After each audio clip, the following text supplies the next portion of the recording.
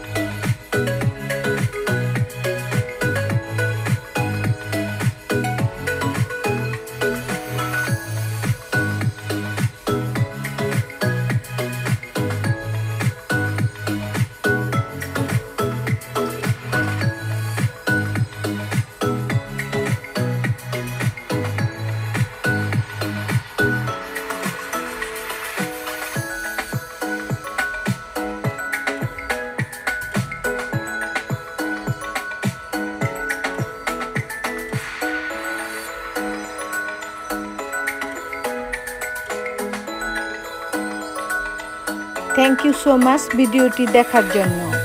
ভালো লাগলে আপনার ফ্রেন্ডস এবং ফ্যামিলির সঙ্গে শেয়ার করে ফেলুন। এরকম নিত্য নতুন ফ্রুটসের ডেকোরেশন দেখতে হলে এমরান গ্রিন হাউস সাবস্ক্রাইব করে আমাদের সঙ্গেই থাকুন।